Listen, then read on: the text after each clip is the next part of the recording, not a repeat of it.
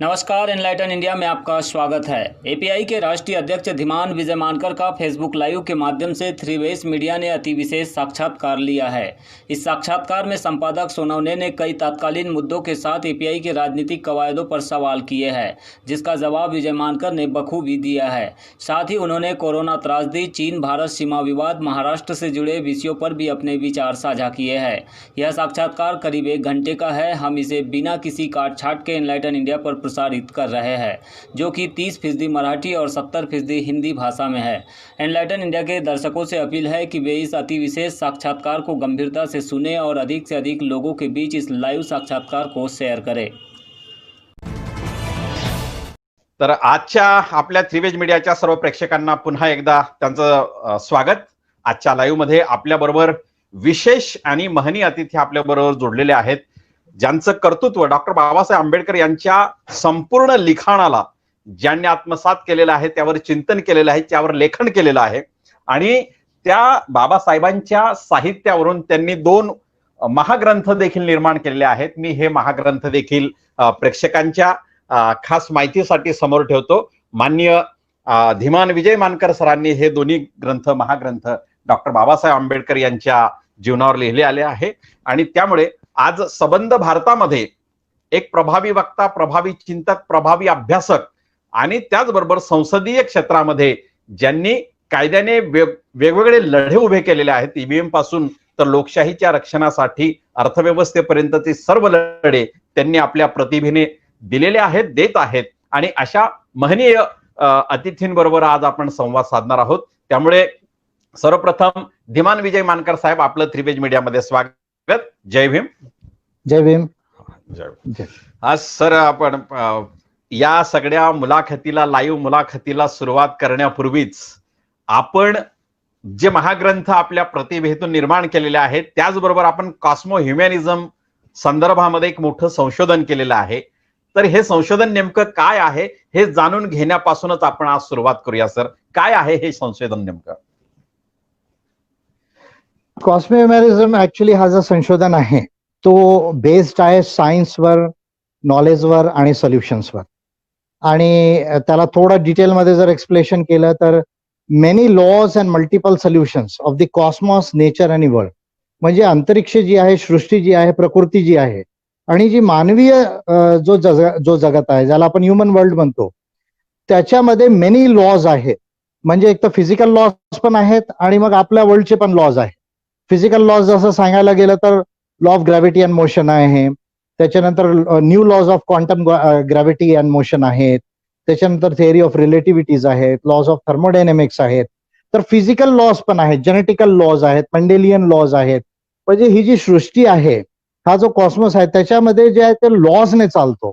कोणत्या प्राकृतिक पराप्राकृतिक शक्तीने नाही, ईश्वरने नाही, तो फिजिकल लॉजने चालतो। हा त्याचा पहिला सिद्धांत आहे, जो ऑलरेडी सायन्समध्ये प्रूव्हन आहे। आणि त्याच्याबरोबर जे आपलं वर्ल्ड आहे, आपल्या वर्ल्डमध्ये जसं आपण इंटरनॅशनल लॉ आहे, मग डोमेस्टिक लॉ म्हणजे कॉन्स्टिट्यूशन्स आहेत, सिव्हिल लॉ आहे, मग क्रिमिनल लॉ आहे, कस्टमरी लॉ आहेत आणि व्हेरियस म्हणजे रूल्स आणि रेग्युलेशन्स आहेत। आणि मग जे व्हेरियस सोल्युशन्स आहेत, इकॉनॉमिक्सचे सोल्युशन्स असोत किंवा पॉलिटिकल सायन्सचे सोल्युशन्स असोत किंवा पब्लिक ऍडमिनिस्ट्रेशनचे सोल्युशन्स असोत, तर हे सर्व जे आहेत मेनी लॉज आणि मल्टिपल सोल्युशन्सला कन्सिडरेशन करूनच, फक्त विचारधारा आणि तत्वज्ञानाने नाही, कल्पनेने नाही, पण ह्या फॅक्ट्सला बघून जे आहे ते सोल्युशन आणावं, हे जे आहे कॉस्मो ह्युमॅनिझमचा बेसिक आहे। आणि 4 गोष्टी याच्यामध्ये, science, truth, humanity and all others, म्हणजे जर ह्या 4 गोष्टीला कन्सिडर केलं तर पूर्ण कॉस्मॉस आणि आपला जो विश्व आहे, मानवी विश्व, हा कम्प्लीट होतो। असं म्हणजे हा जो आहे तो रिसर्च आहे। आणि याच्यावर जे आहे आंबेडकराईट पार्टी ऑफ इंडिया मध्ये आम्ही अप्लाय केलेला आहे, याला अप्लाय केला आंबेडकराईट पार्टी ऑफ बिलकुल बिलकुल बिलकुल बिलकुल सर, निसर्ग आणि मानव यामधलं जे विज्ञान तंत्रज्ञान आहे, याच्यावरचं हे संशोधन कॉस्मो ह्युमॅनिझमचं हे संशोधन आहे। म्हणजे निसर्गाचे नियम तसेच अप्लाय करून मानवी जीवनही कसं समृद्ध करता येईल या संदर्भातलं हे संशोधन आहे, मानवतेवर आधारलेलं। आणि याच अनुषंगाने शॉर्ट मध्ये बरोबर बोललात आपण। बिलकुल बिलकुल बिलकुल बिलकुल बिलकुल याच अनुषंगाने सर आज जो आपण पाहतोय की जगभरामध्ये एक विज्ञानालाही किंवा तंत्रज्ञानालाही अजून उमगलेलं नाही किंवा ती पारदर्शितेचा अभाव आहे की काय आहे नेमकं माहित नाही, परंतु कोरोनाची ही जी साथ जगभर सुरू झालेली आहे, तर याचं दुसरं कारण म्हणजे वैद्यकीय क्षेत्रातून जे येतंय की ऑक्सिजनचं प्रमाण हे फार मोठ्या प्रमाणात कमी झालं की हा कोरोना अधिक माणसावर क्रूरपणे प्रहार करतो. तर म्हणजे हे विज्ञान अनेक वर्षापासून सांगत आहे की ऑक्सिजनवरच माणसाचं सगळं जीवन आहे. तर सर या संदर्भात थोडीशी टिप्पणी आपण काय कराल या सगळ्या संदर्भामध्ये? बघा, हा जो आहे, जो व्हायरसचा जो प्रश्न आहे, actually corona is one of the virus of the SARS family, म्हणजे सिव्हिअर अॅक्यूट रेस्पिरेटरी सिंड्रोम आपण ज्याला म्हणतो, त्या फॅमिलीचा एक व्हायरस आहे. पण जेव्हा आपण व्हायरोलॉजीला किंवा एपिडेमॉलॉजीला आपण स्टडी करतो, तर देर आर मिलियन. जेव्हा आपण ओरिजिन ऑफ लाईफ बघतो, तर डीएनएच्या पूर्वी जे आहे ते आरएनए आलेलं आहे, आणि त्याच्यामुळे जे आहे व्हायरसेस हे मनुष्याच्या पूर्वीपासनं आपल्या म्हणजे एन्व्हायरमेंट मध्ये आहेत, आणि मिलियन्स ऑफ व्हायरस, आणि त्याच्यामुळे जे आहे ऍक्च्युली व्हायरसेसचा जो व्हायरल जिनोम मॅपिंग व्हायला पाहिजे तो न झाल्यामुळे आपल्याला व्हायरसेस कोणते डेडली व्हायरसेस आहेत आणि त्याचं वॅक्सिन किंवा त्याचं मेडिसिन काय असायला पाहिजे हे म्हणजे आपल्याला डेव्हलप करण्यामध्ये पूर्ण विश्वामध्येच एक प्रॉब्लेम आहे. म्हणून जे आहे व्हायरल जिनोम सिक्वेन्स, जसं मनुष्याचा डीएनएचा सिक्वेन्स झाला 2000 मध्ये, ज्याला आपण ह्युमन जिनोम प्रोजेक्ट म्हणतो, तर जोपर्यंत व्हायरल जिनोम प्रोजेक्ट होणार नाही तोपर्यंत जे आहे हा प्रॉब्लेम राहणार. आणि याला 6th एक्सटिंक्शन म्हणजे म्हणण्यात आलेला. रेप्टाईल, स्नेक्स आपल्याला वाईप आउट करू शकत नाही मनुष्याला. आपल्याला टायगर्स आणि जे बाकी जे कार्निवरस आहेत ते आपल्याला जे आहे ते वाईप शकत नाही. पण व्हायरसेस जे आहेत ते मनुष्याला, होमोसेपियन्सला जे आहेत ते सर्वात मोठा थ्रेट आहे, हे आता सायन्समध्ये प्रूव्ह झालेलं आहे. सर आणि ऑक्सिजन वगैरे हे जे आहे ग्लोबल वॉर्मिंगचे जे बाकी प्रकार आहेत ते तर आहेतच प्रॉब्लेम जे आहेत ते. अत्यंत कमी शब्दात तुम्ही ही सगळी कोरोनाच्या संदर्भातली मांडणी करून टाकलेली आहे. सर आपण आता सध्या ज्या भारतीय स्थितीमध्ये आपण वावरतो आहोत, आजचा जो आपला विषय आहे की 70 सालामधील देशाची, भारताची जी स्थिती आहे, ही स्थिती आज 70 सालानंतर, वर्षानंतर नेमकी काय आहे, हा आपला विषय आहे.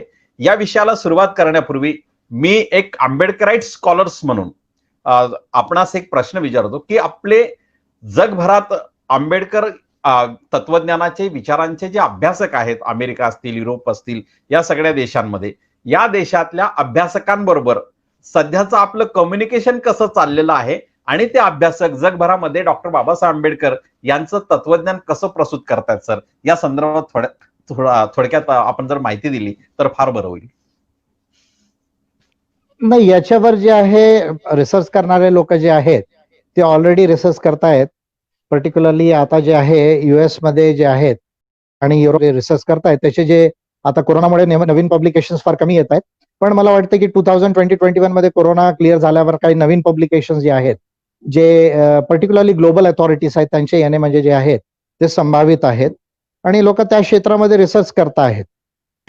माझा आवाज, तुमचा आवाज थोडा ब्रेक होतोय थोडासा अधूनमधून. मला वाटतं कनेक्टिव्हिटीचा काही प्रॉब्लेम असू शकतो. हो हो हो हो, बिलकुल बिलकुल. हा, त्याच्यामुळे काही थोडं ब्रेक होणं, हा नेटचा म्हणजे प्रॉब्लेम आहे. हो हो, बिलकुल बिलकुल.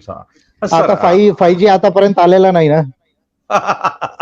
खरे खरे सर, अगदी अगदी. आणि हा ऍब्सोल्युटली 4G नाही actually. Good good sir, good.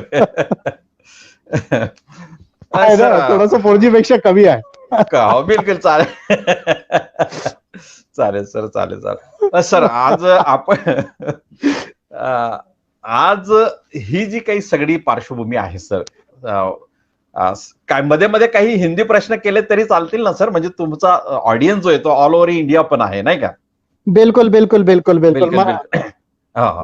पूर्ण आंबेडकराईट पार्टी ऑफ इंडिया पूर्ण देशामध्ये असल्यामुळे, देशामध्ये. बिलकुल बिलकुल सर. मैं हिंदी मध्ये चालेल.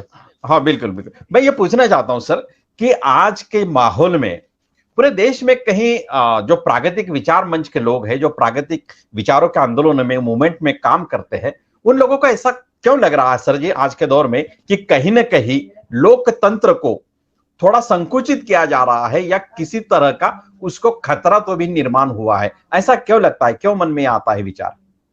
ये इसलिए है क्योंकि बीजेपी गवर्नमेंट आने के बाद जो है, तो बीजेपी गवर्नमेंट आने के बाद पर्टिकुलरली कुछ जो मेजर पॉलिसी के जो इश्यूज है उसको देखकर जो है लोगों को ये जो है वो लग रहा है। जैसे आप देखिए कि 370 और 35A को जो है वो रातों रात हटा दिया। इसी पीरियड में सुप्रीम कोर्ट ने जो राम मंदिर का जो डिसीजन दिया है, तो उसको भी अगर हम एक दूसरे एंगल से देखेंगे तो उसमें बहुत ज्यादा जो है वो कॉन्स्टिट्यूशन सम्मत है या नहीं है। अब सुप्रीम कोर्ट ने दिया है तो मानना पड़ेगा, लेकिन उसकी कॉन्स्टिट्यूशनलिटी के ऊपर में हरदम सवाल रहेगा। उसके बाद में जो है, जैसे आप देखिए कि नोटबंदी का जो, उसके बाद अभी कोरोना बंदी में जो है वो आप देखिए कि जो है अब पॉलिसीज देखिए प्राइवेटाइजेशन की बहुत बड़े पैमाने पर मोदी गवर्नमेंट अभी कर, डायरेक्ट कैश ट्रांसफर जो देना चाहिए थे, जो 2-4-5 हजार रुपए देना चाहिए था, कम से कम 80 करोड़ लोगों को, 100 करोड़ लोगों को इसकी जरूरत है, क्योंकि एम्प्लॉयमेंट नहीं है, प्रोडक्टिविटी कम हो गई है, डिमांड नहीं होने की वजह से, पर वो मोदी गवर्नमेंट ने नहीं दिया है। उसके बाद में सीए एनआरसी का जो इश्यू आया है कि भाई भारत के नागरिक कौन है या नहीं है, जो डॉक्यूमेंट्स का इतना बड़ा इश्यू है, क्योंकि भारत में इलिटरेसी इतनी ज्यादा है, जमीन नहीं लोगों के पास, उसके बावजूद सीए एनआरसी को जो है वो उन्होंने प्रमोट करने का प्रयास किया था। तो ये जो तमाम चीजें है, उसके बाद में जो है वो, जैसे मान लीजिए मुस्लिम कम्युनिटी के ऊपर में जो है वो बी फिटिंग को लेकर या जो है लव जिहाद को लेकर जो अटैक्स जो है वो निर्माण हुए, जो SC/ST सब प्लान में जो पैसे का एलोकेशन है वो प्रॉपर नहीं हुआ, ओबीसी का जो है वो बजट जो बनना चाहिए था, सेपरेट जो बजट जिसको सब प्लान बोलते वो नहीं बनाया, सेंसस ओबीसी का होना चाहिए, ये national commission for backward classes का भी एक जो है वो व्यू है, उसको जो है अभी तक ये सरकार जो है वो एग्री नहीं कर रही है। तो ऐसे काफी बड़े इश्यूज है, प्लस लोग पैसा लेके देश में से भाग रहे हैं, विषमता बढ़ रही है, तो ये जो तमाम चीजें हैं, रिजर्वेशन कर्टेल हो रहे हैं, तो ये तमाम चीजों की वजह से लोगों को ऐसा लग रहा है कि मोदी गवर्नमेंट आने के बाद जो है, जो कॉन्स्टिट्यूशनल डेमोक्रेसी की जो संकल्पना जो हमने सोची थी, उसमें कहीं ना कहीं लिमिटेशन आ रहा है, ये लोगों के ध्यान में आ रहा है। पर इसमें विधान में जो प्रोग्रेसिव अमेंडमेंट्स आने की जरूरत है, उसमें कहीं ना कहीं जो है वो ध्यान ना देने की वजह से भी ये चीज उनको करने में आसानी नहीं होगी, बात करेंगे। हाँ सर जी, ये बहुत सटीक बात आपने रखी है कि जो सत्ता में है आज, जो लोग सत्ता में है, उन्होंने जो पॉलिसी जिस तरह से, जिस ढंग से वो अमल में ला रहे हैं, लेकिन ऐसा क्यों हो रहा है कि कहीं विपक्ष भी जो है, शायद सत्ताधारी जो पक्ष है उनके चाहे सांसद बहुत ज्यादा संख्या में भी अगर रहे हो, लेकिन विपक्ष के भी अगर हम सांसद देखें तो उनकी भी संख्या 200 के लगभग है संसद में, लेकिन वो भी कहीं आवाज उठाते हुए नजर नहीं आ रहे, रास्तों में कहीं आंदोलन नहीं छिड़ता है। तो इसकी वजह से गवर्नमेंट को ये लगता है कि, शासक को ये लगता है कि चलो हमें कहीं भी विरोध नहीं हो रहा है, तो इसलिए हमारी जो नीतियां है वो ज्यादा गतिमान और ज्यादा तेज तरीके से लागू कर दी जाए। ये जो मानसिकता पनप रही है, क्या इसमें से डेमोक्रेसी का संकोच होता हुआ नजर आ रहा है? नहीं, डेमोक्रेसी में तो पूरे दुनिया के अंदर में जो लिमिटेशंस आ रहे हैं, क्योंकि देखिए जब राइज ऑफ ग्लोबलाइजेशन हुआ है तो उसमें जो मनी पावर का रोल आया है, तो मनी पावर से जो है आप वोटर्स को खरीद सकते हैं और मीडिया को खरीद सकते हैं, और ये दो चीजों को यदि आप मैनिपुलेट कर लें तो डेमोक्रेसी का जो रिप्रेजेंटेटिव कैरेक्टर है और पार्टिसिपेटरी कैरेक्टर है वो डाइल्यूट हो, पूर्ण बात है। दूसरी बात जो मैं बार बार कहता हूं कि हमारे देश के अंदर में जो चुनावी व्यवस्था है वो प्रातिनिधिक नहीं है, जो first past the post system है, constituency and single vote victory, ये जो है दुनिया में केवल 12-13 देशों में है, ट्रिनिडाद टोबैगो, जमैका, बांग्लादेश, जो फॉर्मर ब्रिटिश कॉलोनीज थी उसी में ये जो है वो इलेक्टोरल सिस्टम आप देखेंगे तो ज्यादातर कंट्रीज में, यानी 50% से ज्यादा कंट्रीज में मिक्स्ड इलेक्टोरल सिस्टम है, जिसमें प्रोपोर्शनल रिप्रेजेंटेशन सिस्टम सबसे इंपॉर्टेंट है। पार्टी को जितना परसेंट वोट है उसको उतनी सीटें होती है, MLA और MP होते हैं। अभी आप देखिए कि 30-35% वोट लेके आपको 300 सीटें जो है वो आ जाती है, जबकि अगर आप कैलकुलेशन लगाएंगे तो 5 3 15 170 के आसपास जो है सीटें केवल बीजेपी को आना चाहिए था, लेकिन अभी जो है उनको 300 सीटें आ गई हैं। तो ये first past the post system का डिमेरिट है। प्लस दूसरा, हमारे यहाँ पब्लिक फंडिंग जो नहीं है, यानी बजट से जो है, या नेशनल फंडिंग नहीं है पार्टीज और कैंडिडेट्स को, प्राइवेट लोग जो है फंड करती है, कंपनीज फंड करती है, तो वो बीजेपी कांग्रेस को फंड करती है। तीसरा, मीडिया का जो रेगुलेशन होना चाहिए इलेक्शन के लिए वो नहीं है। ईवीएम का भी जो है वो इसके अंदर इश्यू है, जो ट्रांसपेरेंसी नहीं है ईवीएम में।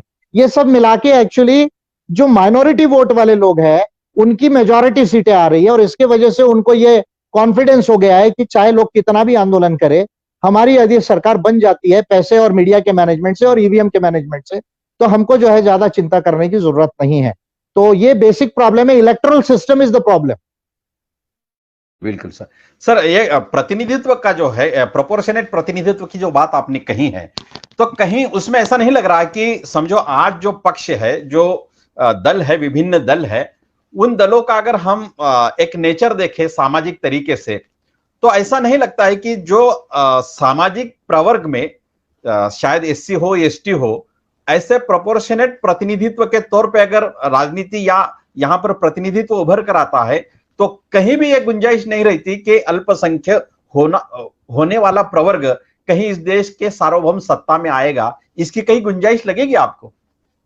अभी जब चुनावी व्यवस्था, अभी की जो चुनावी व्यवस्था है, जब तक इसमें बदलाव नहीं आता है, जिसके लिए मैंने 10 बिल दिए हैं पार्लियामेंट को बना, प्राइवेट मेंबर बिल को स्वरूप में लाने की मेरी प्रयास है, और शायद जब ये सेशन आएगा तो आने वाले सेशंस में और ज्यादा क्लैरिटी आएगी कि वो प्राइवेट मेंबर बिल करके टेबल हुए या नहीं। तो समग्र चुनावी व्यवस्था के लिए 10 बिल्स ऑलरेडी बनाकर संसद को दिए हैं, और अगर वो चुनावी व्यवस्था भारत में आ जाती है तो फिर जो है सारे लोगों का रिप्रेजेंटेशन, यानी 99% तक वोटर्स जो है वो रिप्रेजेंटेटिव हो पाएंगे देश के अंदर में। जब तक वो 50% से ज्यादा वोट ना ले, उसको मेजोरिटी नहीं आएगी, तो तब जाके सही रिप्रेजेंटेशन जो है वो गारंटी होगा।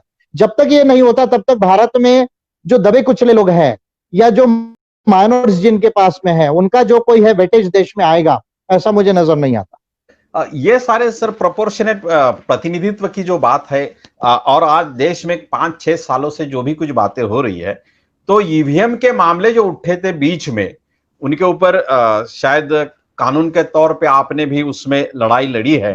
तो ईवीएम का जो मुद्दा है, अहम तौर पे जो माना जा रहा था, तो अभी वो पीछे पड़ते हुए नजर आ रहा है। क्या ईवीएम के इसमें कोई सच्चाई है या नहीं? नहीं, ईवीएम का मुद्दा पीछे नहीं आ रहा है। एक्चुअली इसका जो मेथड है, क्योंकि सुप्रीम कोर्ट जो है इस पर डिसीजन देने के लिए तैयार नहीं है, और ये मैं कई बार कहा जब लोगों ने इस पर आंदोलन किया और लोगों ने इस पर प्रयास किया कि भाई ईवीएम में या तो बैलेट से चुनाव होना चाहिए या तो 100, तो तब उस समय में मैंने कहा था कि भाई peoples representation act 1951 and conduct of election rules 1961 के 8-10 प्रोविजन है जिसको अमेंड करने की जरूरत है। अगर इसका बिल टेबल जाता है, देखिए कांग्रेस जो है अपने राष्ट्रीय अधिवेशन में ये रिजोल्यूशन पास करती है कि बैलेट से चुनाव होना चाहिए, लेकिन पार्लियामेंट में वो जो है अमेंडमेंट, ज्यादा बड़ा बिल नहीं है वो, उसको लाने के लिए वो तैयार नहीं है। मैंने यहां तक कहा था कि भाई अगर कोई नई बिल बना कर देता हूं, क्योंकि 16 बिल ऑलरेडी मैंने बनाया, तो मुझे मालूम है कैसे बिल्स बनाए जाते हैं, पर इसके लिए जो है कोई पार्टी जो है पार्लियामेंट में मूव करने के लिए तैयार नहीं हुई। पर यदि अगर मुझे कोई एमपी मिलता है तो मैं इसको आगे के लिए सोच रहा हूं पार्लियामेंट ईवीएम के लिए, जो है 100% पेपर ट्रेल काउंटिंग का, या तो बैलेट से जो है, बैलेट तो ऑलरेडी लॉ में, सिर्फ ईवीएम को हटाना है आप। हाँ सर, ये ईवीएम वगैरह का ये जो मुद्दा है वो तो चल ही रहा है। आपने जो बात छेड़ी है कि दुनिया भर के डेमोक्रेसी में या लोकतंत्र में अभी पैसा या धनवान लोग हावी हो गए हैं, भारत में भी ऐसा नजर आ रहा है। क्या यहाँ कोरोना के लॉकडाउन के पीरियड में जो यहाँ की सार्वजनिक संस्थाएं है, वो प्राइवेट उद्योजकों को या उद्योगपतियों को वो बिल्कुल ऐसे दी जा रही, जैसे रेलवे है, LIC है, BPCL है, ये संस्था ऐसी दी जा रही? क्या इस बात को आगे चलकर रोका जा सकता है? क्या इसमें ये ज्यादा धड़ल्ले से चलते ही रहेगा? नहीं, रोकने के लिए तो दो चीजें, या तो गवर्नमेंट हम बनना चाहिए हमारी, या तो कॉन्स्टिट्यूशन में अमेंडमेंट होना चाहिए। देखिए हमारा तो वो प्योरली कैपिटलिस्ट है, ना तो प्योरली सोशलिस्ट है। अगर हम हमारे कॉन्स्टिट्यूशन के प्रोविजंस को पढ़ेंगे तो प्रिंसिपल के तौर पे कहीं सोशलिज्म लिखा है प्रियम्बल में, वो दैट इज नॉट इंपॉर्टेंट। कई डायरेक्टिव प्रिंसिपल्स में आर्टिकल 38-39 में कुछ लिखी है तो वो एनफोर्सिएबल नहीं है। तो अभी थॉमस पिकेटी का जो लेटेस्ट बुक जो है, जो अभी आया हुआ है, थॉमस पिकेटी विषमता के ऊपर रिसर्च करने वाले सबसे बड़े इकोनॉमिस्ट है वर्ल्ड के अंदर में, उन्होंने भी ये बात कही है कि जब तक संविधानों को अमेंड नहीं किया जाएगा, जब तक इंटरनेशनल लॉज एंड रूल्स को अमेंड नहीं किया जाएगा, ये जो कंटेम्पररी कैपिटलिज्म है, जिसको उन्होंने हाइपर कैपिटलिज्म कहा है, वो जो है उसको आप जो है वो चेंज नहीं कर सकते। तो इसलिए ये जो प्राइवेटाइज है, जो हमको सबको मालूम है कि जो पब्लिक प्रॉपर्टी है उसको प्राइवेट को देना है, यानी जो आपके टैक्सेस से जो पब्लिक सेक्टर बने हुए हैं उसको और आपके टाटा और मित्तल को और इन लोगों को देना, ये इसके पीछे का मकसद है। दूसरा, रिजर्वेशन इसमें अफेक्ट हो जाएगा, जो SC ST OBC का रिजर्वेशन है वो ऑलरेडी अफेक्ट हो जाएगा। तो ये दो इसके पीछे के मकसद है। अब इसको यदि रोकना है तो आप केवल आंदोलन से आवाज तो उठा सकते पर रोक नहीं सकते हैं। इसके लिए या तो आपको सरकार बनानी पड़ेगी पॉलिसी चेंज करने के लिए, या तो कॉन्स्टिट्यूशन को अमेंड करना पड़ेगा, क्योंकि यदि आप सुप्रीम कोर्ट में भी केसेस लेकर जाते हैं तो वो इफेक्टिव नहीं होंगी, क्योंकि कुछ लोगों ने प्रयास किया है इसके पहले भी, पर वो इफेक्टिव नहीं हो पाती है। एक बिल्स की बात आती है, विधेयक की बात आ रही है। ऐसा सुना जा रहा है कि आने वाले दिनों में यहाँ की केंद्र सरकार शिक्षा के विषय में कुछ विधेयक लाना चाहती है, और उसके संदर्भ में बहुत कुछ कहा जा रहा है कि ये विधेयक जो है कि बहुजन समाज को या बहुसंख्यक समाज को शिक्षा के दायरे से बाहर फेंकने वाला ये विधेयक है। ऐसा एक डर का माहौल लोगों में दिख रहा है। आप इस बिल के संदर्भ में क्या कहना चाहोगे? कैसा होगा ये बिल या ये नीति कैसी होगी? अभी ये कस्तूरी रंगन कमेटी जो बनी हुई थी हायर एजुकेशन के ऊपर पर्टिकुलरली, उसने जो रिकमेंडेशंस दिए हैं उसके मद्देनजर जो है कुछ अमेंडमेंट्स करने का जो है ये सरकार का जो है वो प्रोसीजर चल रहा है। बट उसका जब ड्राफ्ट आएगा तब उसको देखेंगे। जब ड्राफ्ट आगे आएगा बिल का तो उसके ऊपर में कुछ फिर जो है वो काम करेंगे। लेकिन देखिए, ये सरकार कहने के लिए तो आत्मनिर्भर भारत कहती है, कहने के लिए मेक इन इंडिया कहती है, लेकिन आप देखिए अभी 80% हथियार हम अमेरिका से खरीद रहे हैं, रशिया से खरीद रहे, इजराइल से खरीद रहे, फ्रांस से खरीद रहे। फिर ये जितनी कंपनीज है जो है मेक इन इंडिया कह रहे, और ये कंपनी जो है उसको आउटसोर्स किया जा रहा है, उसका प्राइवेटाइजेशन किया जा रहा है। तो मैंने कई बार कहा ये बीजेपी 10 मुंहा सांप है। इसको मैंने कहा ये 10 मुंह से 10 मुंह वाला सांप होता है। बीजेपी बोलता कुछ है करती कुछ और है। तो ये नीति जो है इसको हमें समझने की जरूरत है। तो जब एजुकेशनल पॉलिसी को लेकर कुछ ड्राफ्ट बिल आएगा तो उस पर बात करेंगे, और उस पर कुछ यदि करना हो तो अम्बेडकराइट पार्टी ऑफ इंडिया की तरफ से हम करेंगे उसको बड़े पैमाने पर जो भी करना है। सर, आप एक संविधान के विशेषज्ञ भी हो। एक संविधान के विशेषज्ञ होने के नाते आज जो देश में अलग अलग राज्यों में वो जो सत्ता का माहौल या सत्ता के साथ जो छेड़छाड़ हो रही है, कहीं जो पक्ष सत्ता में है उसको बाहर किया जा रहा है, कोरोना का पीरियड है, और कहीं महाराष्ट्र में भी अगर हम देखें तो जो 12 लोगों की नियुक्ति करना चाहिए थी वो भी अभी तक नहीं हुई।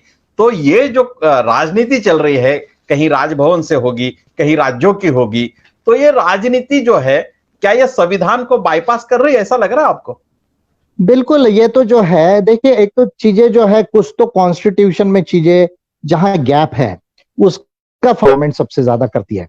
जैसे अभी लैटरल एंट्री की यदि मैं बात करूंगा, लैटरल एंट्री जो है वो अभी मिडिल मैनेजमेंट के अंदर में जो किया जा रहा है, जो ज्वाइंट सेक्रेटरीज और जो है डायरेक्टर्स एंड डिप्टी डायरेक्टर्स को जो है वो जो अपॉइंट करने की जो प्रोसेस, जो लगभग 400 जो है लैटरल एंट्रीज जो है करने का कोशिश की जा रही है, उसमें भी जो कॉन्स्टिट्यूशन में जो बीच के प्रोविजंस है उसको ध्यान में लेकर जो है उसका फायदा उठाकर ये करने का जो है प्रयास जो है बीजेपी की गवर्नमेंट कर रही है। तो क्योंकि कॉन्स्टिट्यूशन जो है वो कुछ चीजों को लेकर साइलेंट है, तो उसका जो लूप होल जो है, उसका जो गैप है, उसका फायदा उठाने का प्रयास बीजेपी सरकार जो है बड़े पैमाने पर करती है।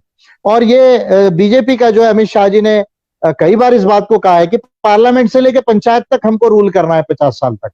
तो ये वन पार्टी रूल का मॉडल है। कहने के लिए कई पार्टी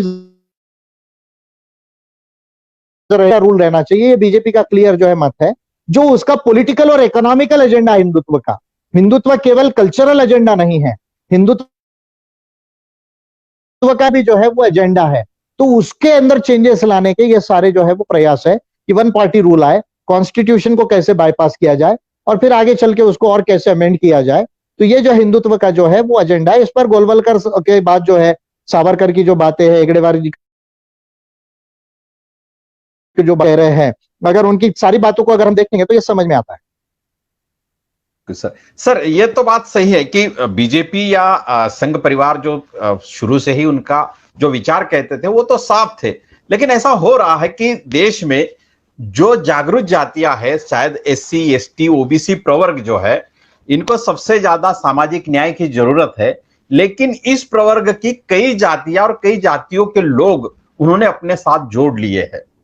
तो ऐसे माहौल में क्या ये परिवर्तनकारी जो शक्तियां है, जो राजनीतिक पार्टियां है, जो आंदोलन है, क्या उनको फिर से वहां से बाहर लाने के लिए या अपने साथ जोड़ने में सक्षम हो पाएगी या सफल हो पाएगी?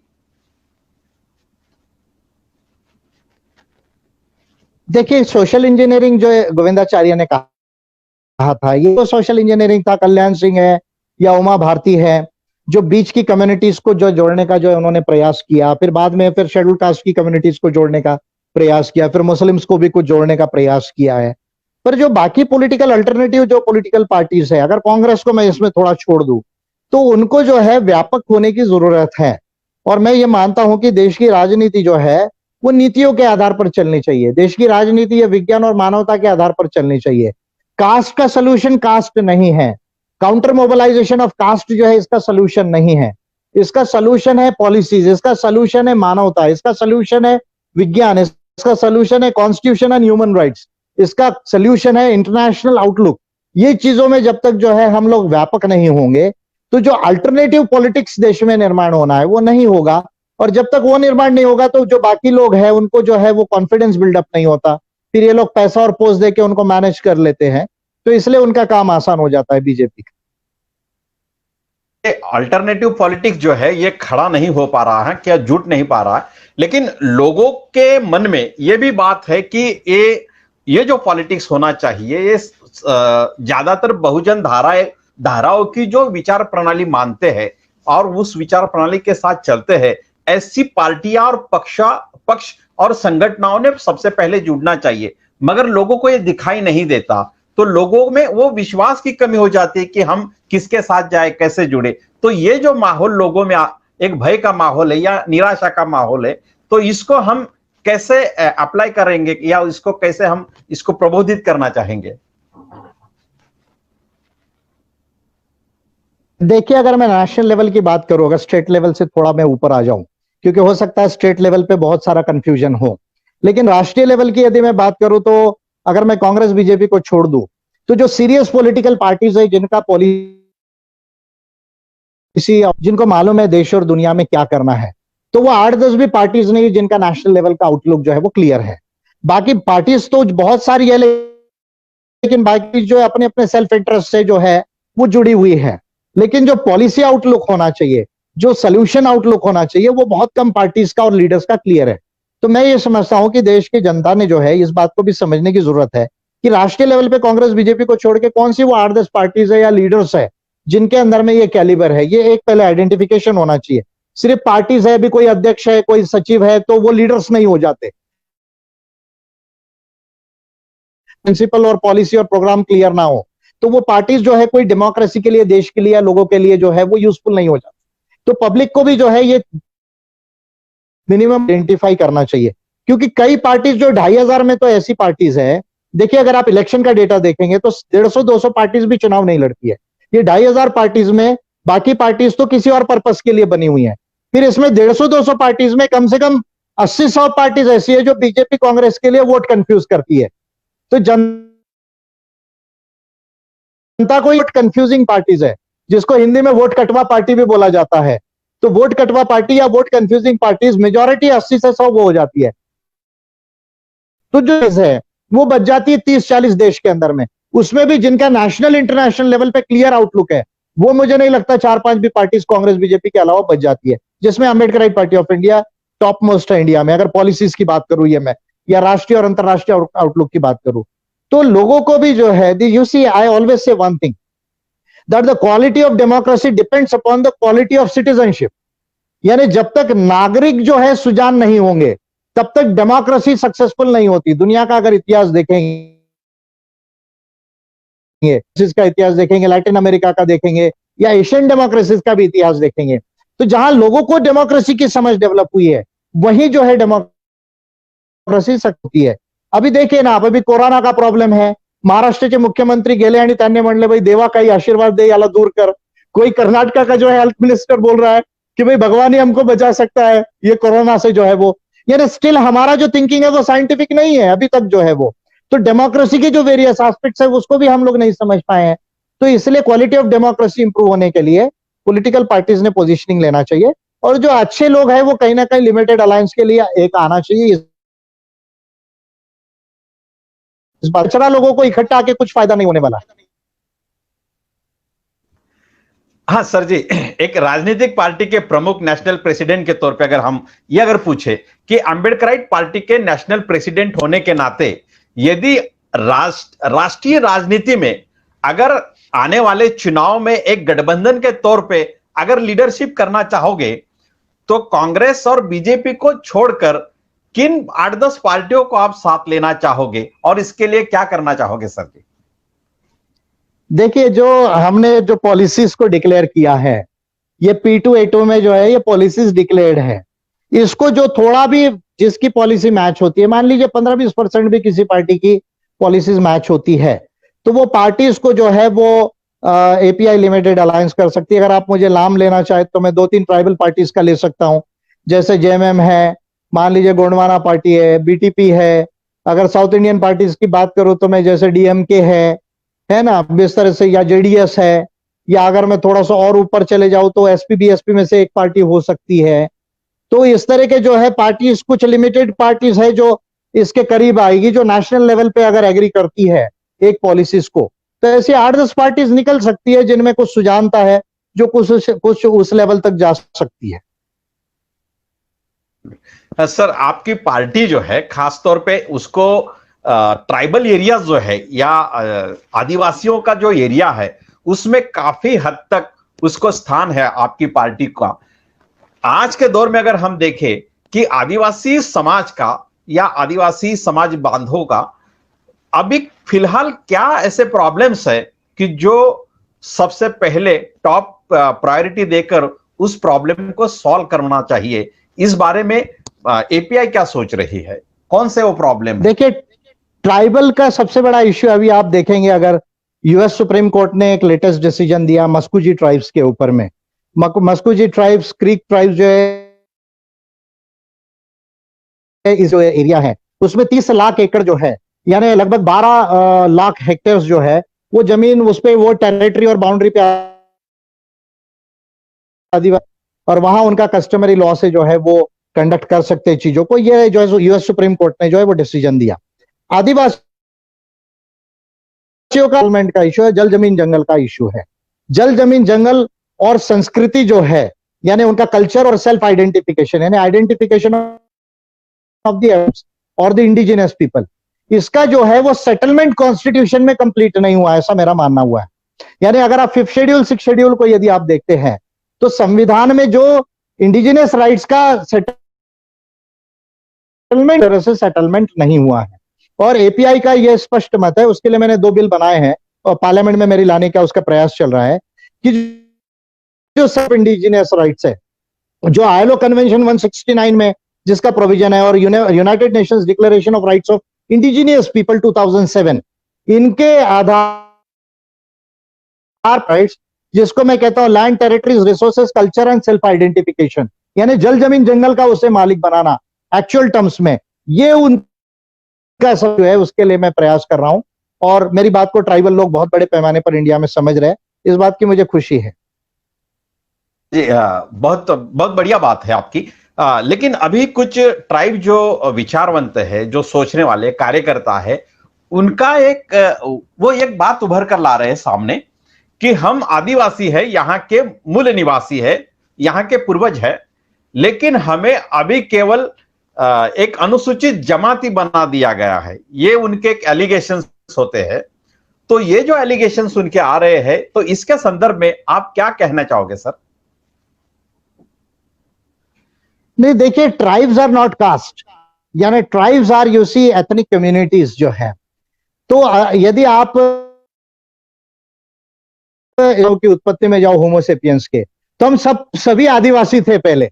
यानी गांव में आने के पहले जब हम जंगल में रहे तो जंगल में सब आदिवासी थे, फिर गांव में आ गए, गांव से शहरों में, वहां से फिर बाइफर्केशन हुआ है। तो यदि आप ओरिजिन ऑफ अगर होमोसेपियंस को देखेंगे और उसके कल्चर्स को यदि देखेंगे तो सारे लोग जो है वो आदिवासी थे। अब ट्राइब, ये जो वर्ड है, एक्चुअली ट्राइब जो वर्ड है दैट इज नॉट कास्ट, लेकिन अगर आप हिंदी में देखेंगे तो सर्टिफिकेट में जनजाति है। तो ये जो ट्रांसलेशन कॉन्स्टिट्यूशन में हुआ है, हिंदी ट्रांसलेशन, वो अप्रोप्रिएट नहीं है। एक्चुअली कॉन्स्टिट्यूशन में एबोरिजिनल ट्राइब्स ये वर्ड होना चाहिए था, वो मिस हुआ संविधान सभा में। क्यों हुआ, कैसा हुआ, इस पर मैंने कभी इनडायरेक्टली बातें की है, आज उस पर मैं नहीं कहना चाहूंगा। तो जो अभी दुनिया के कनाडा के कॉन्स्टिट्यूशन में एबोरिजिनल ट्राइब्स वर्ड था। आपके जो एबोरिजिनल ट्राइब्स के राइट्स है वो न्यूजीलैंड के कॉन्स्टिट्यूशन में पहले ही सेटल हो चुके थे, इंडियन कॉन्स्टिट्यूशन के पहले। लेकिन हमारा संविधान बनते वक्त जो है कुछ चीजें छूटी हुई है, कुछ चीजों का एरर हुआ है, उसके वजह से वो ऐसा एलिगेशन करते हैं। अब भारत जो हमारे देश का नाम है, मेरे लिहाज से भारत के पहले गोंडवाना था। यदि आप ट्राइबल कंटेक्स्ट में देखेंगे तो भारत के पहले गोंडवाना था। लेकिन जब हमारे देश का इंडिया का हिंदी ट्रांसलेशन का जब हमें तब हमने वैदिक कल्चर से जो है वो भारत को अडॉप्ट किया है। तो ऐसे बहुत सारे अनरिजॉल्व्ड इश्यूज है भारत के अंदर में जिसको हमें सेटल करने की जरूरत है। राइट पार्टी ऑफ इंडिया में काफी क्लियरली कर रहे हैं।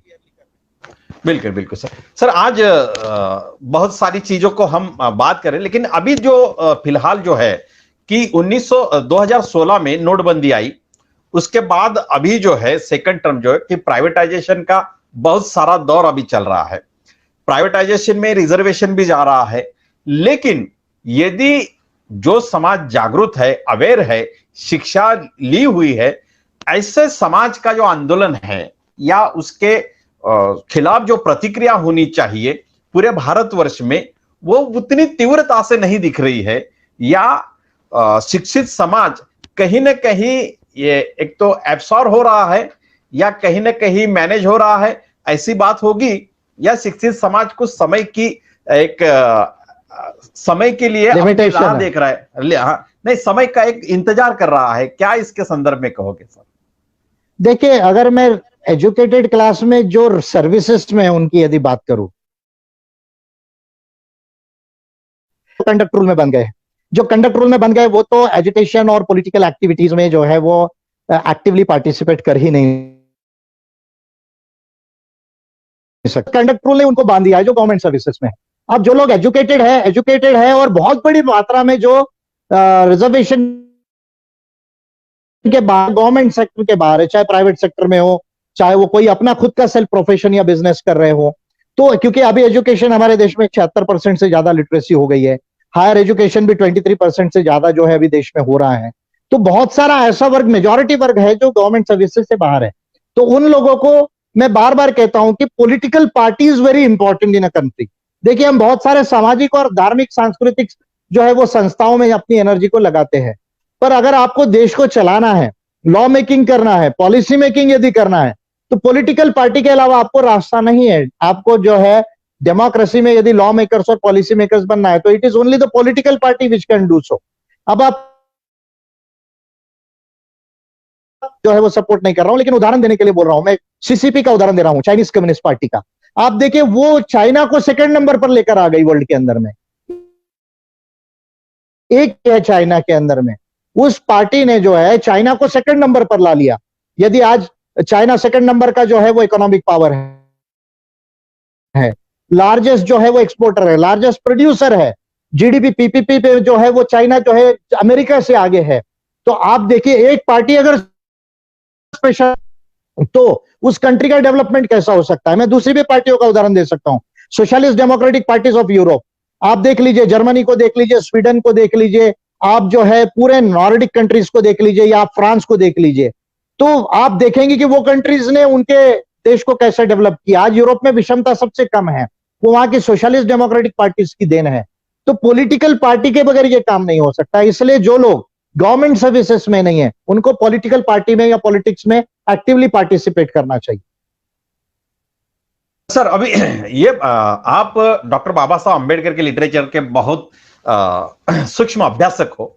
बाबा साहब एक अर्थशास्त्री रह चुके हैं, लेकिन आज अगर हम देख रहे हैं दुनिया भर में जो भी गवर्नमेंट है, डेमोक्रेसी कहीं ना कहीं थोड़ी सी संकोच में होती हुई नजर आ रही। लेकिन दूसरी तरफ अगर हम देखें, जो कैपिटलिस्ट है, वो कैपिटलिस्ट केवल इससे गवर्नमेंट के साथ कुछ मिल रहा है, इस पे वो उनका सेटिस्फेक्शन नहीं हो रहा है। वो चाहते हैं कि हमारी अलग से खुद की एक करेंसी हो।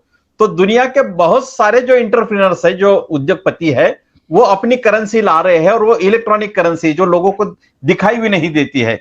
तो ये जो करेंसी आ रही है दुनिया में, क्या भारत में भी ये आएगी, या इसका क्या भविष्य भारत में रहेगा, और उसके साथ लोगों का भविष्य क्या रहेगा? पूरे दुनिया में ये जाएगी, लेकिन जहां पर भी जाएगी ये पूरी दुनिया में जाएगी। क्रिप्टो करेंसीज जिसको बोला जाता है, इलेक्ट्रॉनिक करेंसीज बोला जाता है, इसको फ्यूचर ऑफ मनी भी बोला जाता है अगर इकोनॉमिक्स में हम इसका स्टडी करें तो क्योंकि गोल्ड स्टैंडर्ड तो अभी डीलिंक हो चुका है, वो तो क्लासिकल गोल्ड स्टैंडर्ड 1924 तक के ही जो है वो डीलिंक हो गया था। उसके बाद में एब्सोल्युटली गोल्ड स्टैंडर्ड 1971 से डीलिंक हुआ। उसके बाद में फियाट मनी जो है वो आया, जिसको जो है बगैर गोल्ड के रिजर्व के जो है वो पैसा छापा जाता है। और अभी जो है इलेक्ट्रॉनिक करेंसी को जो है वो फ्यूचर ऑफ करेंसी जो है माना जा रहा है, फ्यूचर ऑफ मनी माना जा रहा है। तो वो आए, कोई दिक्कत नहीं है, लेकिन गवर्नमेंट्स के पास में राइट है कि उसको लीगलाइज करके उसको टैक्सेशन के एम्बिट में वो ला सकते हैं। और कई कंट्रीज ने इसको लीगलाइज किया और टैक्सेशन के एम्बिट में लाया है। और कई अर्थशास्त्री ये कह रहे हैं कि भाई इस पर प्रोग्रेसिव टैक्स लगाना चाहिए। तो वो गवर्नमेंट्स के हाथ में वो कर सकते हैं उसे। लेकिन सर, भारत जैसे अगर देश का हम विचार करें तो जहां पर लिटरेसी बहुत, हम 76% अगर हो भी, लेकिन जो आर्थिक जो लिटरेसी है वो भारत में बहुत कम है, क्योंकि ग्रेजुएशन या पोस्ट ग्रेजुएशन हुए लोगों को भी ये इकोनॉमी समझ में नहीं आती। तो जब वो पैसा भौतिक रूप में नहीं है, इलेक्ट्रॉनिक के माध्यम में है, तो ज्यादातर भारतीय समाज जो है तो इससे दूर रह जाएगा। तो फिर वो ये मेन इकोनॉमी में कैसे आ सकता है? नहीं, इसलिए तो मैं कह रहा हूं उसको लीगलाइज करने की जरूरत है। और इकोनॉमिक्स का तो ऐसा है ना, अभी तो हम इंडस्ट्रियल सोसाइटी भी ठीक से बने नहीं है। देखिए, हम अभी एग्रीकल्चरल और इंडस्ट्रियल सोसाइटी के बीच में ट्रांसफॉर्मेशन में है।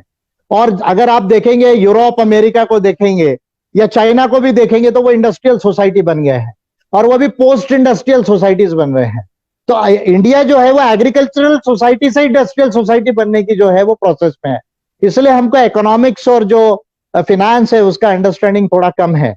यदि इकोनॉमिक्स हमको समझा रहता तो चाइना के जगह हम होते ना, क्योंकि चाइना और इंडिया तो दोनों एक ही समय में बने 1949-50 में। लेकिन चाइना सेकंड पे चले गया, हम जो है वो अभी 7th नंबर पर है जीडीपी में। तो इकोनॉमिक्स को समझने में उस समय में भी गलती हुई है 1950 में कॉन्स्टिट्यूशन बनते वक्त, और अभी भी वो जो है वीकनेस है। बट किया जाए और टैक्सेशन के एम्बिट में लाया जाए तो कोई बड़ी बात नहीं है, डील हो सकती है। बिल्कुल बिल्कुल सर, देश के संदर्भ में बहुत सारी संस्थाएं ये कह रही कि आने वाले दिनों में, अभी भी फिलहाल भारत का जीडीपी जीरो तक आ जाएगा, उससे नीचे चला जाएगा डेवलपमेंट जो रेट है। आपको सही मायने में एक बाबा साहब के अर्थशास्त्री के अभ्यासक होने के नाते आपको क्या लग रहा है? नहीं, अभी ऑलरेडी 0 से नीचे है। अभी कोरोना शुरू हो रहा था तब 4.2 था, जब लॉकडाउन के पहले 21 मार्च के पहले 4.2% ऑफ द जीडीपी जो है वो ग्रोथ रेट थी, नॉमिनल जीडीपी। उसके बाद अभी जो हमारा 20 लाख करोड़ का नुकसान हो रहा है कोरोना में, that is 10% of the GDP. अभी जो क्रिसिल ने कहा है 5% कॉन्ट्रैक्शन है, और सिटी इंक ने कहा है 6% कॉन्ट्रैक्शन है। यानी अगर मैं 6% या 5% भी कहूं तो ऑलरेडी 0 से माइनस में है हम अभी। लेकिन आप देखिए, जहां कोरोना की शुरुआत हुई चाइना, वो 3.2% से प्लस में आ गया है। तो ये जो है बड़ा इंपॉर्टेंट है कि मोदी सरकार की जो इकोनॉमिक नीति है, लॉकडाउन, एब्सोल्यूट लॉकडाउन करने की जो मोदी सरकार की नीति थी वो गलत थी। कोरोना को लॉकडाउन से आप रोक नहीं सकते। कोरोना का सोल्यूशन जो है वो वैक्सीन और मेडिसिन है और पब्लिक हेल्थ केयर सिस्टम है। एब्सोल्यूट लॉकडाउन जो किया मोदी सरकार ने, लगभग जो है वो 90 दिनों तक एब्सोल्यूट लॉकडाउन किया, वहां गलती हुई है। पार्शियल लॉकडाउन करना चाहिए था। तो वहां से हमने जीडीपी को बहुत ज्यादा लूज कर दिया है। और अभी जब तक आने वाला 3 महीना 4 महीना और हमको तकलीफ है, प्रोडक्शन और डिमांड हमारी खत्म हो गई है इंडिया के अंदर। तो अभी जो है हमको कम से कम मुझे लगता है 2 क्वार्टर्स और लगेंगे प्लस में आने। सर जी, अभी कोरोना का संदर्भ निकला है तो कोरोना से ये बात सामने आ रही है कि हेल्थ जो है, हेल्थ सिस्टम जो है, जो गवर्नमेंट के अंदर हेल्थ सिस्टम है वही लोगों के लिए काम कर रही है, वही लोग लोगों के लिए काम कर रहे हैं। लेकिन गवर्नमेंट जो है कि ये पब्लिक हेल्थ सिस्टम को थोड़ी कमजोर बना रही है, और प्राइवेट जो कॉर्पोरेट हॉस्पिटल्स है इसमें बहुत ज्यादा पैसा कमाने की सोच रहे। तो ये सारी चीजों के बारे में आप क्या कहना चाहोगे सर जी? देखिए, less than 1% of GDP we spend on, you see, the public health care system. Public health care system पे हम 1% भी जीडीपी का स्पेंड नहीं करते इंडिया में। जबकि आप जितने अच्छी कंट्रीज को देखेंगे वो सारा 2-3% से 4-5% तक जो है वो स्पेंड करते हैं। तो ये तो कांग्रेस के पीरियड में और बीजेपी के पीरियड में जो है, जैसे आप एजुकेशन का बजट देखिए अभी भी 2.25% से कम है। हेल्थ का बजट देखिए आप 1% से कम है। SC ST का यदि आप बजट देखेंगे तो हमारी 26% आबादी है, लेकिन हमको जो अभी भी मिलता है। ओबीसी का यदि आप बजट देखेंगे तो 0.4% जो है उनको पैसा मिलता है। तो ये जो है ये तो कास्ट कैपिटलिस्ट नीतिज है। भारत में जातीय पूंजीवाद के आधार से जो है वो बजट बनता है, जिसके लिए जो है अमीर लोगों के लिए ज्यादा एलोकेशन होता है और जो मध्यम वर्ग और गरीब लोग हैं उनके लिए एलोकेशन बिल्कुल नहीं होता। और जब तक भारत में आत्मनिर्भर भारत जो है वो जब तक मानव संसाधन विकसित नहीं होंगे और मानव स्किल्स विकसित नहीं होंगे तब तक आत्मनिर्भर भारत की निर्मित जो है ये कोरी कल्पना है। ये मोदी जी को मैं कहना चाहता हूं। तो मोदी जी को जो है वो इकोनॉमिक्स समझता नहीं है, पॉलिटिकल साइंस जो है कॉन्स्टिट्यूशन ह्यूमन राइट्स लॉ समझता नहीं है, पब्लिक एडमिनिस्ट्रेशन समझता नहीं, इंटरनेशनल जो है रिलेशन समझते नहीं है। ये भोंदू प्राइम मिनिस्टर है। मोदी जो है वो भोंदू प्रधानमंत्री है देश के, और जब तक भोंदू नीतियां देश में रहेगी इस तरह की प्रॉब्लम रहेगी, और ये डेलिबरेटली किया गया है देश के अंदर। बिल्कुल बिल्कुल सर। सर, कोरोना का विषय निकला है तो उसके साथ एक दूसरा जो विषय है वो भी हम पूछ लेते हैं कि बहुत सारे कोरोना के पीरियड में या आने वाले दिनों में ऑनलाइन शिक्षा होगी, यानी शिक्षा जो होगी वो ऑनलाइन होगी। तो क्या ये बहुजन समाज को शिक्षा से बाहर करने का तंत्र है या ये आज के दौर की ये जरूरत है? क्या सर इसके संदर्भ में कहोगे? नहीं, अभी तो कंपल्शन है, अभी तो कोरोना में हम समझ सकते हैं कि कंपल्शन है, पर यदि अगर हम इसको सब्स्टिट्यूशन करके अगर पॉलिसी करके ले रहे तो देखिए, एक तो 4G कम से कम गांव तक जंगलों तक जाना चाहिए, कंपलसरी 4G करना पड़ेगा आपको। फिर हर एक को स्टूडेंट को मोबाइल देना पड़ेगा, लैपटॉप्स देने पड़ेंगे आपको, जो डिजिटल क्लासरूम्स बनाने पड़ेंगे या कोई जो है कम्युनिटी हॉल्स डिजिटल बनाने पड़ेंगे। जब तक ये तमाम सारा जो बाकी इंफ्रास्ट्रक्चर है वो नहीं उसके अंदर में सपोर्टिव दिया जाता, तब तक के जो है मुझे नहीं लगता कि इससे जो है वो जो एक्चुअल एजुकेशन है, पेडागॉजी जिस तरह से भी क्लासरूम्स में दी जाती है वो उसको सब्स्टिट्यूट नहीं कर पाएंगे। अभी तो ठीक है कंपल्शन है, हम समझ सकते हैं, पर लॉन्ग टर्म पॉलिसी जब तक सपोर्टिव चीजें ना करे तब तक ये ठीक नहीं है।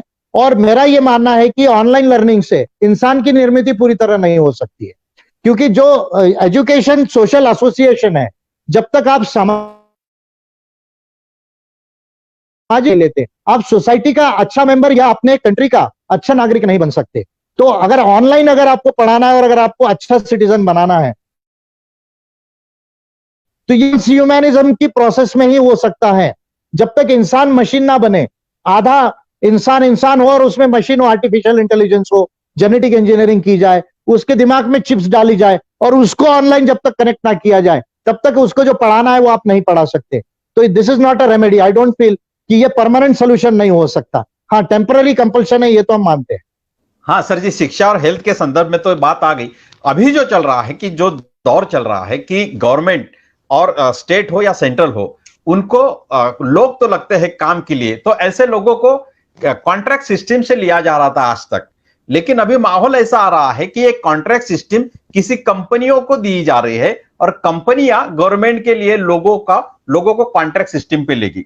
तो इसमें सबसे ज्यादा कंपनियां जो है मुनाफा कमाना चाहेगी।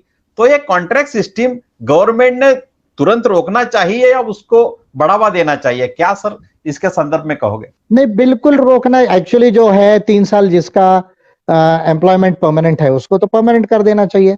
अगर कोई कॉन्ट्रैक्ट में वर्कर 3 साल तक काम किया है तो उसको परमानेंट करना चाहिए। पॉलिसी तो ये होना चाहिए। दूसरा, जो नए लोगों के लिए आपको करना है तो उसके लिए डायरेक्ट जो है वर्कर्स यूनियन जो है या वर्कर्स सेल्फ हेल्प ग्रुप से जो है वो लेना चाहिए, ताकि उसमें जो है मिनिमम वेजेस है, प्रोविडेंट फंड है, पेंशन है, सोशल सिक्योरिटी के बाकी जो प्रोविजंस है वो पूरी तरह से फुलफिल हो। तो मुझे लगता है कि जो आउटसोर्सिंग किया जा रहा है कंपनीज को वो सही नहीं है। लेकिन ये पूरा जो इकोनॉमिक मॉडल है जिसको हम कंटेम्पररी कैपिटलिज्म का इकोनॉमिक मॉडल कहते हैं या हाइपर कैपिटलिज्म का मॉडल कहते हैं, इसका कितना ज्यादा प्रॉफिट कमाया जाए, ये इकोनॉमिक मॉडल का जो है वो वर्क ही वैसा करता है। और उसमें आप देखेंगे रियल वेजेस कम हो रहे हैं, सोशल सिक्योरिटी जो है वो कम हो रही है। तो जब तक हम जो कंटेम्पररी कैपिटलिज्म का जो मॉडल है अभी उसका जो है ट्राई करते हैं तब तक ये प्रॉब्लम्स रहने वाली। It is a larger issue.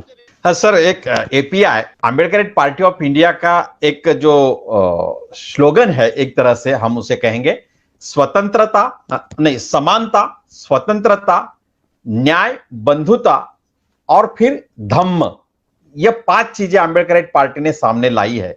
तो ये स्लोगन जो है ये सॉल्यूशन है या ये आपकी पार्टी की फिलॉसफी है या आपके पार्टी का नेचर ऑफ वर्क है?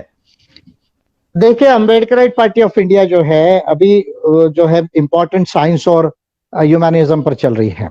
तो साइंस और ह्यूमैनिज्म को जो है वो हम सबसे ज्यादा जो है वो अभी मान के चल रहे हैं, और मल्टीपल सॉल्यूशंस को जो है हम लोग ज्यादा जो है वो अडॉप्ट कर रहे हैं।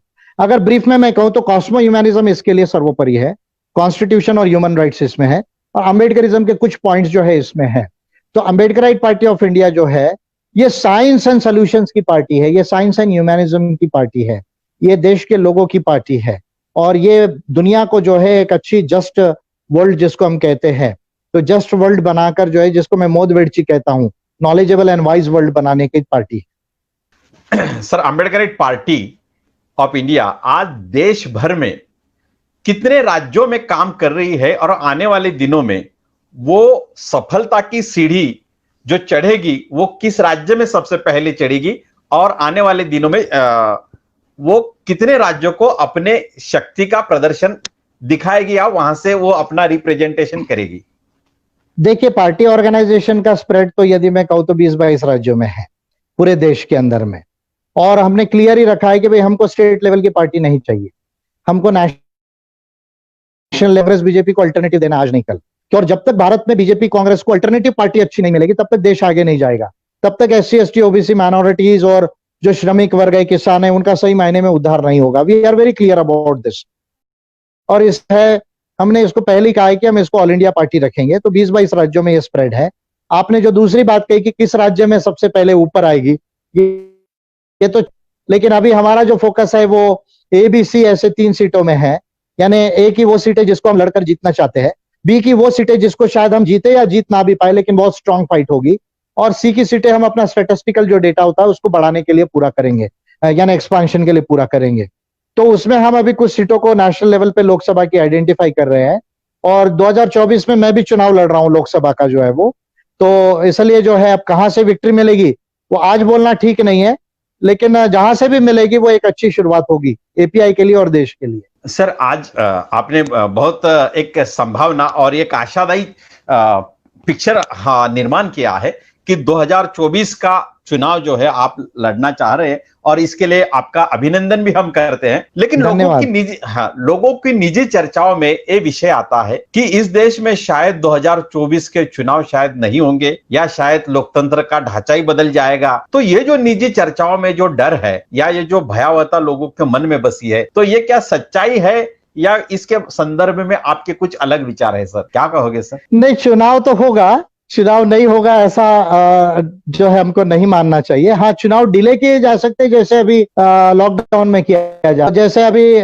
बिहार का चुनाव डिले होने की संभावना है, बाई इलेक्शंस डिले होने की संभावना है जहां हो रहे हैं। बंगाल का चुनाव भी डिले हो सकता है अगर कोरोना बढ़े, क्योंकि ये जो 2005 का डिजास्टर मैनेजमेंट एक्ट है उसके तहत जो इसको डिले किया जा सकता है, या इसी तरह और कोई लॉ लाकर डिले किया जा सकता है। पर चुनाव नहीं होगा ये तो बोलना ठीक नहीं, क्योंकि फिर कॉन्स्टिट्यूशन ही टोटली उसके लिए चेंज करना पड़ेगा। तो जब तक कॉन्स्टिट्यूशन है प्रेजेंट फॉर्म में तो चुनाव तो होंगे, ये एक बात इंपॉर्टेंट है। चुनाव के अंदर और ज्यादा जो है क्या डिफिकल्टीज निर्माण होगी, ये बीजेपी ज्यादा डिफिकल्टीज निर्माण करना चाहिए। किस तरह की डिफिकल्टी हो सकती है सर आपकी सोच से? देखिए, पैसे और मीडिया का और ज्यादा यूज होगा, फिर जो है EVM का तो ऑलरेडी हैकिंग के और टैंपरिंग के इश्यूज है, उसको यूज किया जाएगा अलग ढंग से। फिर जो पार्टीज है कंफ्यूज करने के लिए जो है उसको बहुत ज्यादा पार्टीज को, दूसरे पार्टीज को, रियल पार्टीज ऊपर ना है इसलिए उनको कंफ्यूज किया जाएगा। जो अच्छे लीडर्स है उनके इमेज पर, उनकी वर्किंग के ऊपर अटैक्स किए जाएंगे। हो सकता है कुछ लीडर्स को, पॉलिटिकल लीडर्स को लॉ में फंसाने का भी प्रयास किया जाए। तो ये जो तमाम माध्यम है जिससे बाकी पार्टीज कॉम्पीट ना कर सके फेयरली, ये बीजेपी कर सकती है। और इंटरनेशनल लेवल पर हो सकता है CIA की भी मदद ले, अमेरिका की,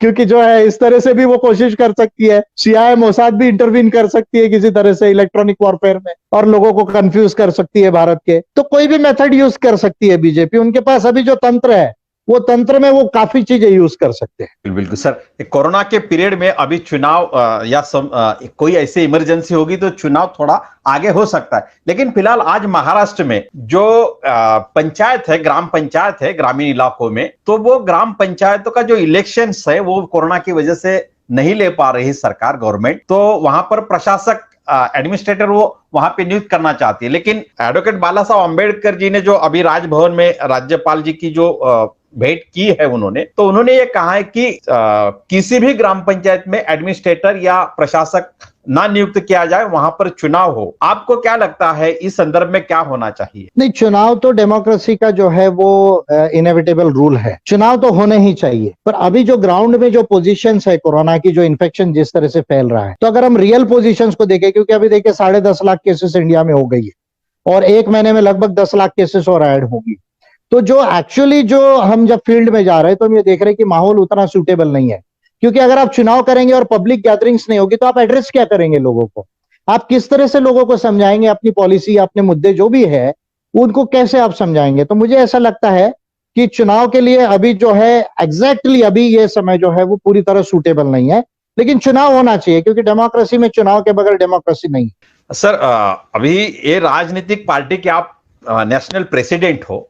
महाराष्ट्र में अगर हमने देखा है तो बीजेपी की राजनीति के खिलाफ एक नया मॉडल आया है उभर कर, जो 3 पार्टियां हैं महाराष्ट्र की, वो प्रमुख पार्टियों ने मिलाकर सरकार बनाई है। तो कहीं ये माहौल केंद्र में या अलग अलग राज्यों में भी ऐसा हो सकता है आने वाले दिनों में, या ऐसे प्रयोग के संदर्भ में आप क्या कहना चाहोगे सर? आप शिवसेना, राष्ट्रवादी और कांग्रेस इकट्ठा आने की बात कर रहे हैं। जो शिवसेना, राष्ट्रवादी कांग्रेस और कांग्रेस पार्टी इकट्ठा आई है बीजेपी को दूर रखने के लिए, नहीं, वो आए हैं, ये एक तरह से अच्छा है, लेकिन मैं कहूंगा कि पॉलिसी लेवल पर जब तक वो अच्छा कुछ नहीं करके दिखाते तब तक जो है, देखिए, केवल पॉलिटिकल पार्टी को दूसरी पॉलिटिकल पार्टी अल्टरनेटिव देना, इसमें नीतिगत परिवर्तन और व्यवस्था परिवर्तन नहीं होता, ये केवल राजनीतिक परिवर्तन है। और जब तक व्यवस्था परिवर्तन और नीतिगत परिवर्तन नहीं होगा तब तक भारत में एक्चुअल बदलाव नहीं आएंगे। तो बीजेपी को रोकने के लिए ये जो तीनों आई, ये तो एक चांगला प्रयोग आहे, त्याला आपल्याला म्हणजे अप्रिशिएट करायला पाहिजे। पण पॉलिसी लेवलवर जोपर्यंत ते चांगले म्हणजे पॉलिसीज देणार नाही तोपर्यंत आपण असं मानू शकणार नाही की त्यांनी खरंच काही चांगलं अल्टरनेटिव्ह दिलं। सर, असं अल्टरनेटिव्ह पॉलिसी देण्यासाठी त्यांनी नेमकं काय करायला हवं असं आपण सांगणार? महाराष्ट्राच्या संदर्भामध्ये, हो, महाराष्ट्राच्या संदर्भामध्ये जे आहे, महाराष्ट्राच्या संदर्भामध्ये बोलायचं झालं तर महाराष्ट्राचा जो रुरल पोर्शन आहे आणि जो ट्रायबल म्हणजे फॉरेस्टचा जो पोर्शन आहे,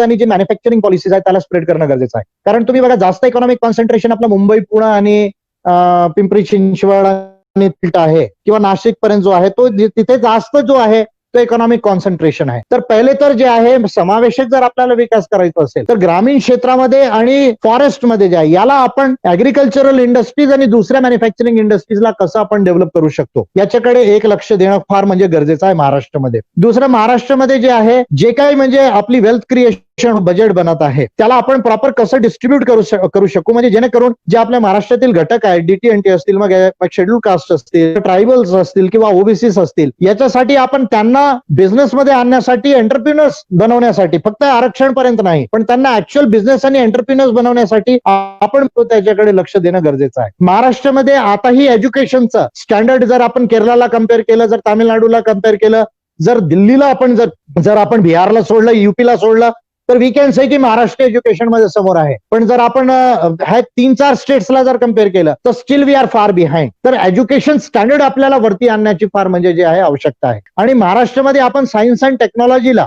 म्हणजे एक सायंटिफिक आणि टेक्नॉलॉजिकल महाराष्ट्र बनवू, आपण तेवढे इन्स्टिट्यूशन, सायंटिफिक इन्स्टिट्यूशन क्रिएट करू शकतो काय, जेणेकरून, कारण आता जे ग्रोथचं जे मॉडेल आहे, पहिले ग्रोथचं मॉडेल लेबर इंटेन्सिव्ह होता, नंतर ग्रोथचं मॉडेल कॅपिटल इंटेन्सिव्ह आला, आता जो ग्रोथचे जे मॉडेल्स आहे ते नॉलेज आणि इनोव्हेशन ड्रिव्हन, त्याला आपण जे आहे ते ग्रोथ मॉडेल्स म्हणतो। तर तो ग्रोथ मॉडेल जर महाराष्ट्राला डेव्हलप करायचा असेल तर सायन्स आणि टेक्नॉलॉजीच्या व्यतिरिक्त होऊ शकणार नाही, आणि इंडस्ट्रीचा जो स्प्रेडअप आहे पूर्ण महाराष्ट्रामध्ये केल्याशिवाय होऊ शकणार नाही। आणि एक माणुसकीच्या अनुषंगाने पूर्ण न्याय संगत नीती जोपर्यंत इम्प्लिमेंट होत नाही तोपर्यंत हे होऊ शकणार नाही। अशा मोठ्या मोठ्या बाबी मी ठोकळमानाने जे आहे ते सांगितलेले आहेत। जर उद्धव सरकारला जर स्पेशल गायडन्स पाहिजे असेल तर पॉइंट टू पॉइंट जे आहे, एरिया टू एरिया मी त्यांना सांगू शकतो। बिलकुल सर। तर म्हणजे आम्ही तो प्रश्न तुम्हाला असा विचारून घेतो की महाराष्ट्राचा जे काही 7 महसूल विभाग आहेत, या 7 महसूल विभागांमध्ये काय म्हणजे एकेका वाक्यात असं काय तुम्ही सांगाल की तिकडे हे केलं पाहिजे म्हणून? असं नाही, ते थोडंसं डिटेलमध्ये जावं लागेल, म्हणजे एक्झॅक्ट, कारण रिजनल प्रॉब्लेम्स वेगळे वेगळे आहेत। म्हणजे जर अमरावती नागपूर महसूल असेल किंवा औरंगाबाद असेल तर ही जे रेव्हेन्यू कमिशनरीचे प्रॉब्लेम्स वेगळे आहेत ते खूप जास्त डिटेलमध्ये त्याला म्हणजे सब्जेक्ट होईल।